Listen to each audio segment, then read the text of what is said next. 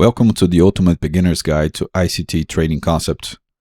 This video is a summary of the foundational concepts found in the ICT method, neatly organized for your convenience since the method is quite nuanced and can be overwhelming to some people in the beginning.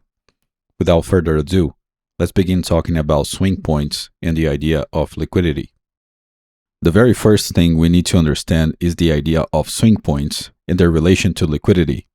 Swing points are either swing lows or swing highs. To identify swing points, we need three candles. In a swing high, the candle in the center has a lower high to the left and a lower high to the right. In a swing low, the candle in the center has a higher low to the left and a higher low to the right. The reason the idea of swing points is important is because many retail traders place stop orders just above swing highs or just below swing lows, meaning that liquidity is deeper in these areas. Recall that in a long trade, the stop loss and the take profit targets are sell orders, and in a short trade, the stop loss and take profit targets are buy orders. This idea leads us directly to the concept of buy side and sell side liquidity.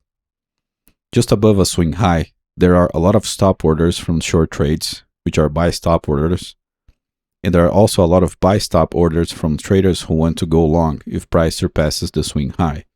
In ICT terms, this level represents buy side liquidity. Just below a swing low, there are a lot of stop loss orders from long trades, which are sell stop orders, and there are also a lot of sell stop orders from traders who want to go short if price surpasses the swing low. In ICT terms, this level represents sell side liquidity. The identification of buy-side and sell-side liquidity levels is important in many ways in the ICT method. Let's move on to a real price chart and observe examples of buy-side and sell-side liquidity levels. In this 5-minute chart of the mini S&P, we currently have a low. This is a potential swing low because the candle to the left has a higher low. If the next candle produces a higher low, the current candle will be classified as a swing low, which represents a point of sell-side liquidity. Moving forward one candle, we can see a higher low, so we can go ahead and classify this low as a swing low. While we were paying attention to the swing low, notice that we also have the potential for a swing high in this candle. That's because the candle to the left has a lower high. If the next candle also produces a lower high, this point will be classified as a swing high or buy-side liquidity. Moving one candle to the future, we can see that this is exactly what happens, so we can go ahead and mark this as a swing high. Right now, we also have the potential to another swing low. If the next candle produces a higher low, we'll have another swing low at this point. Going forward one candle, we can see that it doesn't happen. The new candle forms a lower low. Now this new candle is a potential candidate for a swing low because it has a higher low to its left. In the next candle, we can see that a new swing low forms, so we can go ahead and mark it out. In the next two candles, we can see that price takes out the last swing high and comes back to test it on the other side as support. Over the next four candles, we can see that only higher highs and higher lows are formed. Eventually, price produces a candle with a lower high and renders the previous high as a swing high or buy-side liquidity, so we can go ahead and mark it out. In the next candle, price continues to the downside. Identifying swing points is very simple, but it's a good idea to practice it in replay mode or real time so it becomes second nature to you. Once we start to mark swing points in real price charts, it becomes clear that certain swing points cluster together while others remain isolated, giving rise to two distinct definitions of highs and lows called equal highs and lows and old highs and lows. In this chart, we can see an example of equal highs. Notice how three swing highs cluster together roughly in the same level.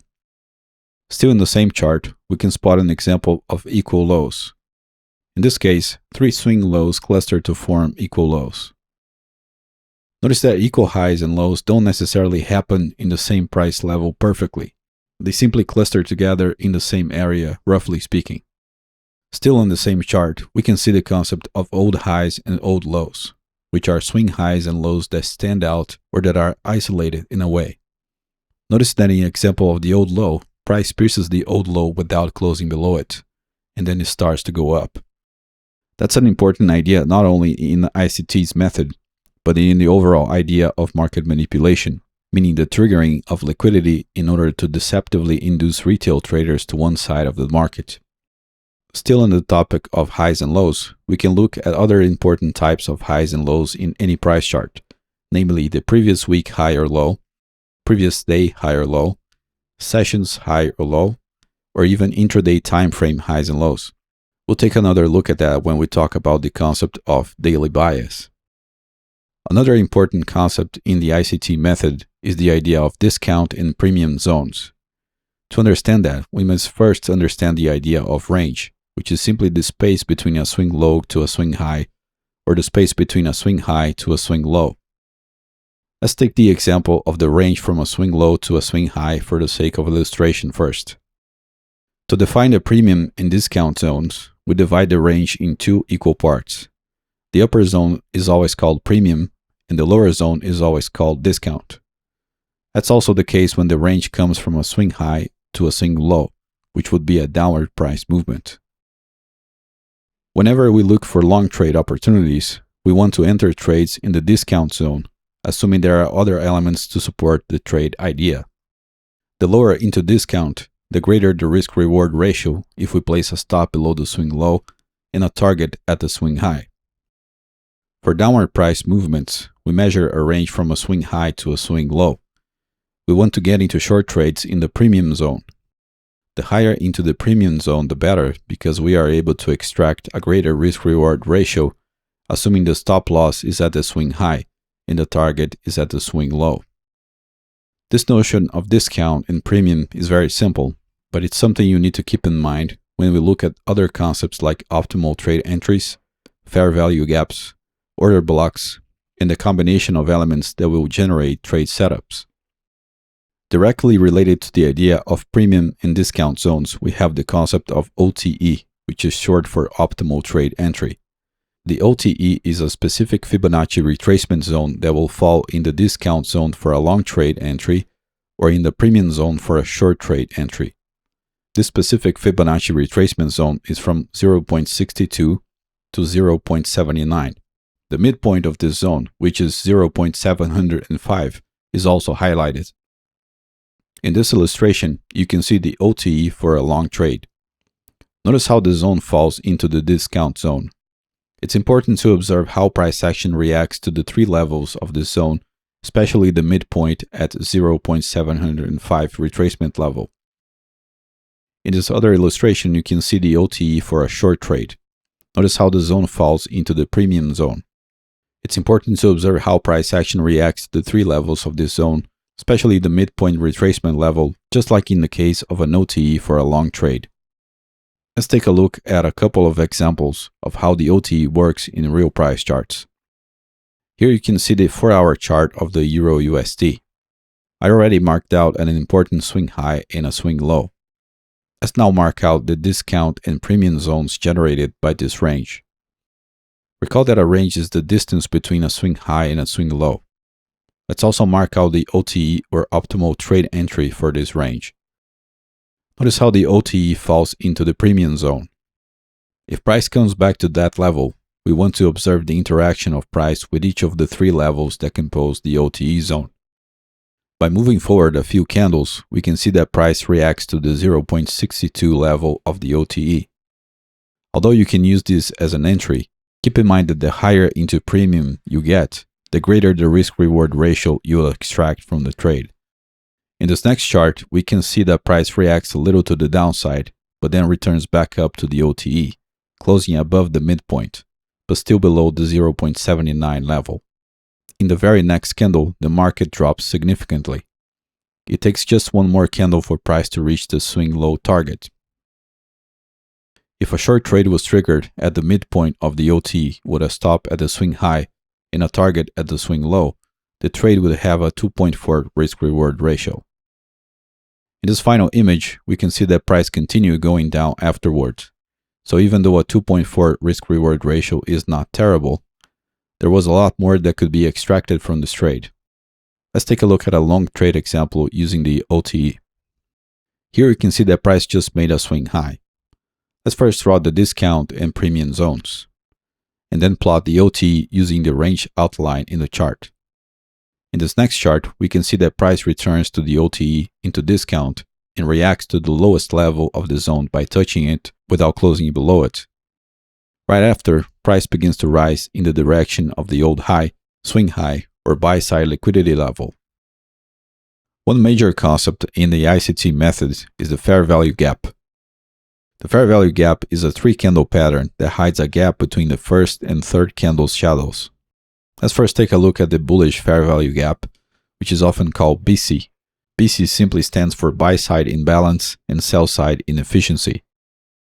The bullish fair value gap is a pattern where the upper shadow of the first candle doesn't overlap with the lower shadow of the third candle, creating a gap between the two. Let's make a quick comparison between price movements where we can find a fair value gap and one where we cannot. On the left, we can see that there is no overlap between the upper shadow of the first candle and the lower shadow of the third candle, therefore creating a fair value gap. On the right, we can see that the upper shadow of the first candle overlaps with the lower shadow of the third candle. In this case, there is no fair value gap. The bearish fair value gap is often called CB, which stands for sell-side imbalance and buy-side inefficiency.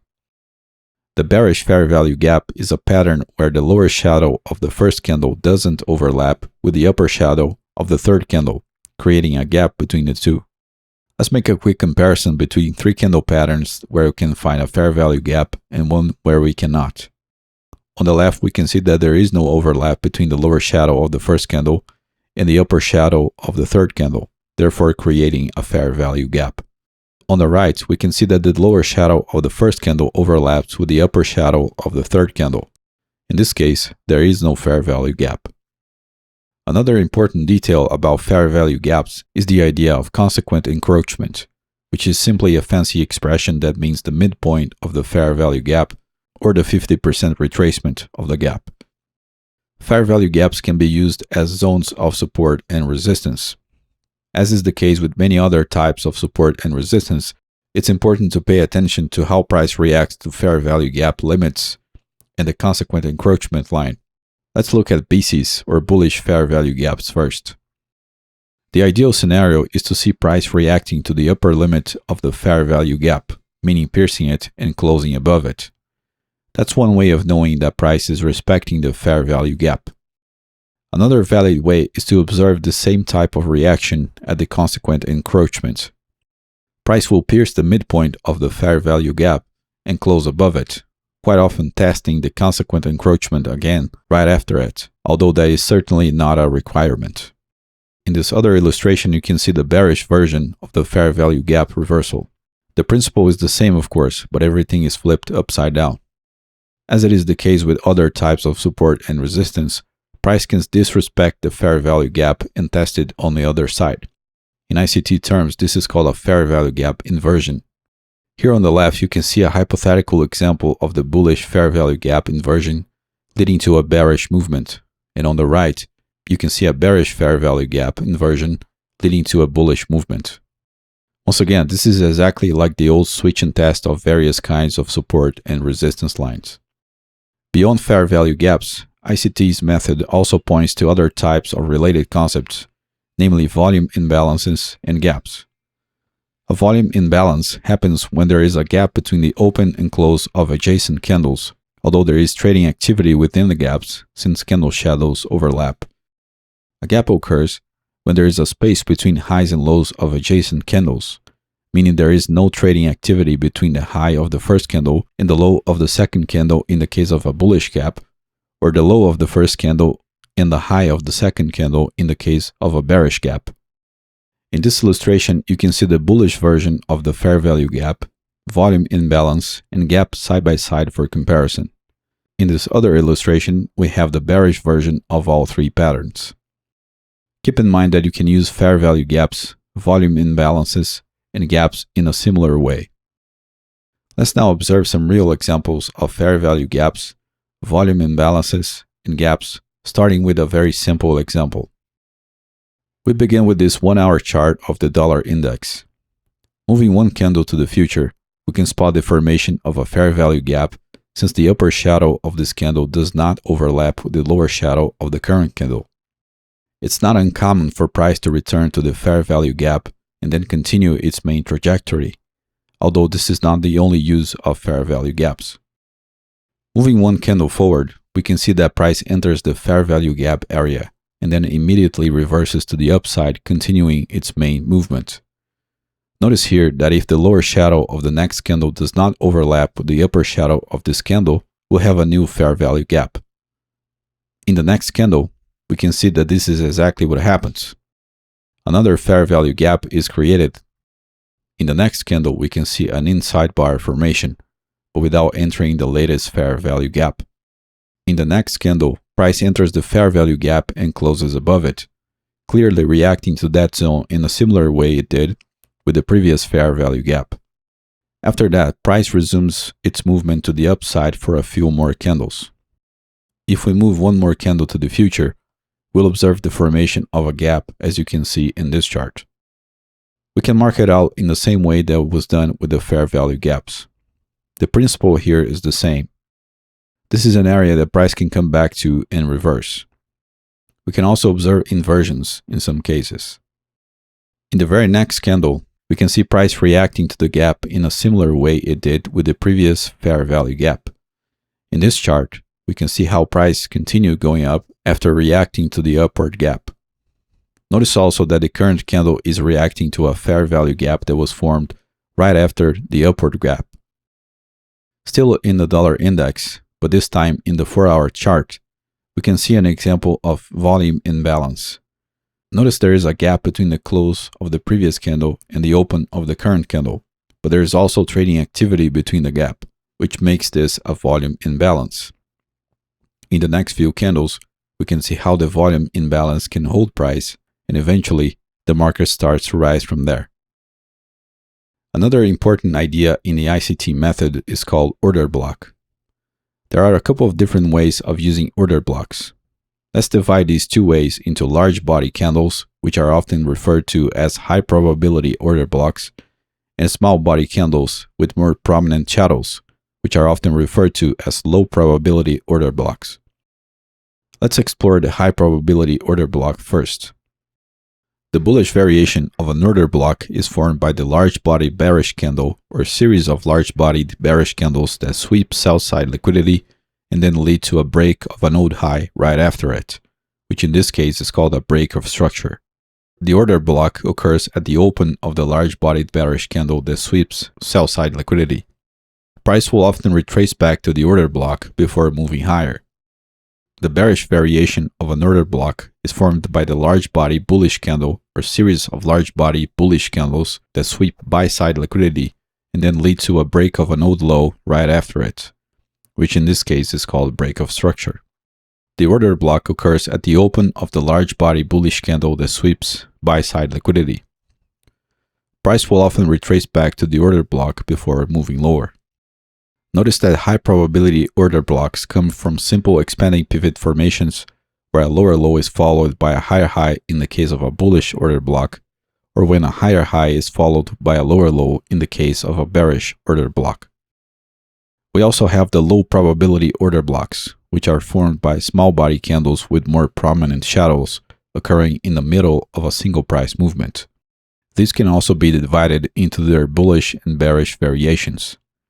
In the bullish variation of a low probability order block, we find a small-bodied bearish candle in the middle of a price movement composed by mostly bullish candles. The order block sits in the space between the high and the open of the small-body bearish candle. Price will often retrace to this order block before resuming the movement upwards. In the bearish variation of a low probability order block, we find a small-body bullish candle in the middle of a price movement composed by mostly bearish candles.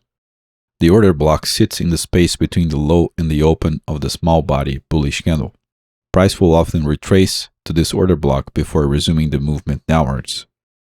Let's take a look at an example of a high probability bullish order block in a real price chart. In this chart, you can see that I marked out the latest swing low highlighting a sell side liquidity level. Recall that in a bullish high probability order block, you must identify the sweep of sell side liquidity first. In this next chart, we can see that sell side liquidity is swept by a large body bearish candle. Notice also that the upper tail of the previous candle forms a swing high. We want price to break this latest swing high. That would be the very next step for us to use an order block in this case. Moving price forward a few candles, we can identify a break of structure, meaning that price rises and breaks the latest swing high. In summary, we swept the sell side liquidity and failed to move down after it. Price comes back up and breaks market structure. This is a setup for a high probability order block. In this case, the order block sits in the opening price of the large body bearish candle that swept sell side liquidity. Price will often retrace back to the order block, as you can see here, which would be the long trade setup, and then price goes to the upside as expected, as you can see in this final chart.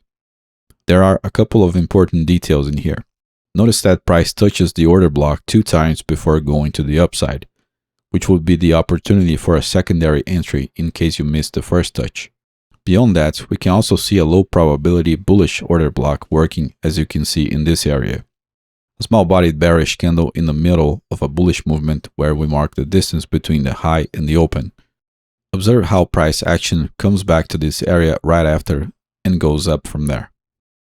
Let's move on now to a real example of a high probability bearish order block where we use another type of entry called mean threshold instead of using the opening price of a large body bullish candle as the order block. In this chart, I marked out the buy side liquidity level and we can see price approaching that level. This is the moment you begin to anticipate a liquidity sweep. In this next chart, you can see that price sweeps buy side liquidity and then fails to move higher. Notice also that a new swing low just formed. So if price breaks it to the downside, we can look for an order block setup, this time looking for the mean threshold of the order block. In this situation, the order block is the large body bullish candle that leads to the liquidity sweep. The mean threshold is the 50% Fibonacci retracement from the open to the close of that candle, as you can see here. In this next chart, we can see price breaking the last swing low. The setup now consists in waiting for price to retrace back to the mean threshold of the order block. Advancing a few candles into the future, we can see price retracing back up and meeting the mean threshold, and right after that, price goes down, completing the bearish order block setup. An interesting detail here is that we can spot that a low probability order block formed in the same level of the mean threshold of the high probability order block. As is the case with any method, the trader must find the intersection of techniques in order to find the best trades. The final ICT concept we'll study in this beginner's guide is the daily bias. The daily bias is exactly what it sounds like. It's a way to determine if the next day will be bullish or bearish. We can determine that in a very simple way using the previous day's high and low and the observation of what price does at these extremes. Let's look at the basic idea of the bullish daily bias. Let's say you begin with this candle and you mark out the high and low of the day. In the next candle, price breaks and closes above the previous day's high. That would generate a bullish bias for the next day. Another example of bullish bias is when price fails to move below the previous day's low, like so. Notice that price breaks the low, but it cannot close lower. In the second case, we can expect the next day to be bullish or at least the high to be met. In the case of a bearish daily bias, the rationale is the same. If price breaks and closes below the previous day's low, we have a bearish bias for the next day. If price breaks and fails to close above the previous day's high, we also have a bearish bias for the next day.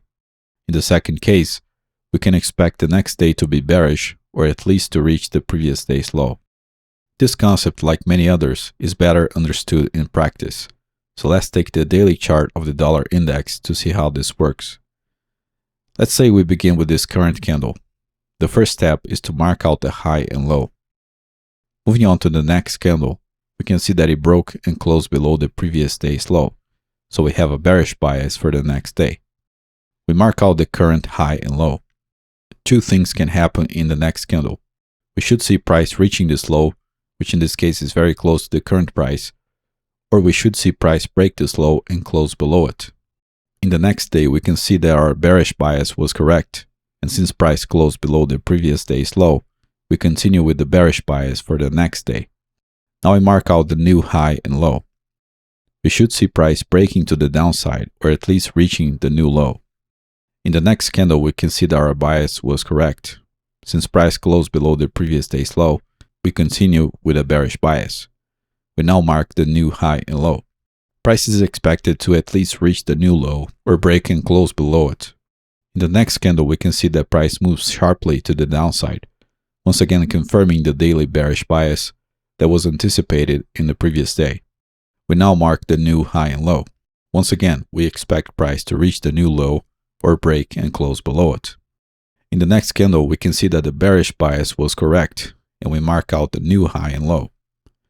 In the next candle, we can see something new happening. Notice that we did reach the previous day's low as expected. We broke the previous day's low, but we closed back up into the range. This generates a bullish bias for the next day. We now mark the new high and low. In other words, we should see a bullish candle surpassing the previous day's high, or at least price reaching the previous day's high.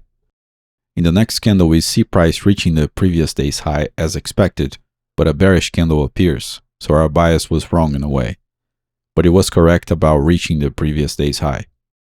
Notice also that we broke the previous day's high and failed to close above it. This generates a bearish bias for the next day. We must also update the high and low to the current candle. Since the bias now is bearish, we expect price to at least reach this low or break and close below it. In the next candle, we can see that price does reach the previous day's low but failed to close below it, generating a bullish bias for the next day. Before moving on, we must update the high and low to the current day. Now we have a bullish bias for the next day, so we should see price at least reaching the previous day's high or producing a bullish candle that surpasses that high. In the next candle, we see that price did reach the previous day's high and surpassed it, creating a bullish daily bias for the next day. Before moving on, we update the new high and low. Once again, we should see price at least reach the previous day's high or surpass the previous day's high in a bullish daily bias. In the next candle, we not only reached the previous day's high, but we also surpassed it, creating a new bullish bias. Now we update the new high and low. We expect price to at least reach the previous day's high or surpass it and close above it. In the next day, we close above the previous day's high, creating a bullish daily bias for the next day. And now we update the new high and low, expecting price to at least reach the previous day's high. The next day, we see price closed above the previous day's high, generating a new bullish daily bias for the next day. Updating the new high and low, we expect price to at least reach the new high in the next day. In the next candle, we did reach the previous day's high, but price failed to close above it. That generates a bearish bias for the next day. Updating the new high and low, we expect price to at least reach the previous day's low now. The next day, price not only reached the previous day's low, but it also closed below it, generating a new bearish bias for the next day.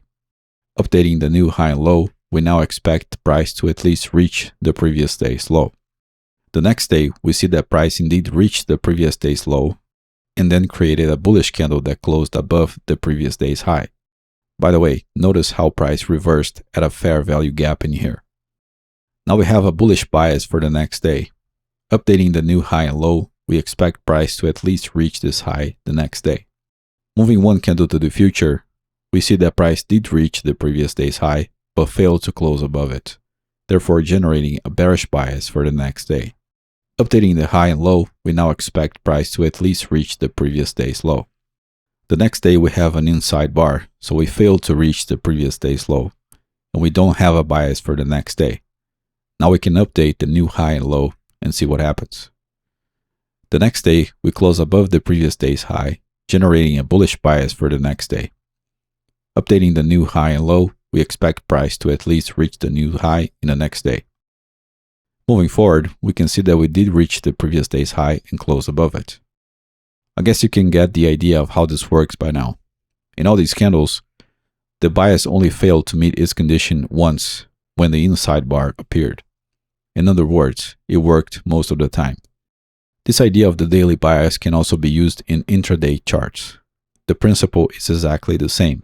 The daily bias can be used to frame a trade in a lower time frame as well. This finishes this beginner's guide to the ICT method. The ICT method goes much further than this, but these are the foundational concepts you can incorporate in your trading right away. If you want to go deeper into it, you can visit ICT's channel in the video description. That's it for this video. If you enjoyed it, please help support the ongoing creation of free videos like this one by clicking the like button, subscribing to the channel, activating the notifications, leaving your feedback in the comment section, and sharing this video with your trading community. Thank you very much for watching, and I hope to see you in the next videos. Take care.